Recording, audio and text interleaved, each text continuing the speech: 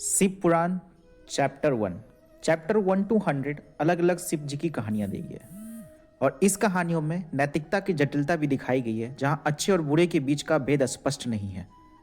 देवता भी गलत काम कर सकते हैं और राक्षस भी सद्गुणों से भरे कर सकते हैं। यह जटिल संसार हमें सिखाता है कि हमारे ब्रह्मांड में सब कुछ एक उद्देश्य सा साथ हो रहा है और सबकी भूमिकाएं परस्पर जुड़ी हुई है। चैप्टर 1। आदि में कुछ भी नहीं था, न समय, न आकाश, न जीवन, केवल एक असीम शक्ति थी, परम ब्रह्मा। एक ऐसी शक्ति जिसका न कोई आरंभ था, ना ही कोई अंत। वो शाश्वत सत्य है जो सब कुछ है और फिर किसी से में कुछ भी नहीं, किसी में भी नहीं। यह शक्ति जब चाही तब सृष्टि की रचना की शुरुआत हुई। पहली ध्वनि ओम, जिसे अनंत ब्रह्मांड की नींव रखी। इस ध्वनि से उत्पन्न हुआ एक महातत्व और 3 गुण। सत्व जो संरक्षण के प्रतीक है, रजस जो क्रिया का प्रतीक है और तमस जो विनाश का प्रतीक है। इस तीनों गुणों की अंतः क्रिया प्रकट हुई 5 तत्व, वायु, जल, पृथ्वी, अग्नि और आकाश। पंच तत्वों में प्रकृति का जन्म हुआ और इसके साथ उत्पन्न हुई 5 इंद्रियां, दृष्टि, श्रवण, स्पर्श, गंध और स्वाद। अब सृष्टि की जीवन हो चुकी है। प्रकट हुआ एक दिव्य अस्तित्व, नारायण।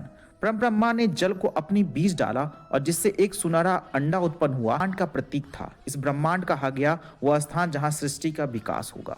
नारायण के भीतर विष्णु का रूप प्रकट हुआ। सृष्टि के संरक्षण उनकी नाभि से कमल उत्पन्न हुआ और उस कमल से जन्मे ब्रह्मा सृष्टि करता। ब्रह्मा ने उस सुनहरे अंडे को 2 भागों में विभाजित किया। एक भाग से स्वर्ग बना और दूसरे भाग से पृथ्वी। ब्रह्मा ने सृष्टि की चक्र शुरू किया और स्वर्ग से स्थिति और स्थिति से प्रलय। यह चक्र हर अंत के बाद एक नई शुरुआत होगी। जैसे आतिशबाजी अंधेरे में विस्फोट करती है, वैसे ही ब्रह्मांड का निर्माण हुआ और इसी ध्यान में ब्रह्मा के 4 वेदों का जन्म हुआ, ऋग्वेद, यजुर्वेद, सामवेद और अथर्ववेद। लेकिन सृष्टि के साथ संकट भी जन्म ले रहा था। 4 संकट जो इस ब्रह्मांड के अस्तित्व को चुनौती देगा। यह कहानी केवल आरंभ की नहीं बल्कि अंत के चक्र की है। एक चक्र जो सृष्टि, संरक्षण और विनाश के बीच चलता होगा।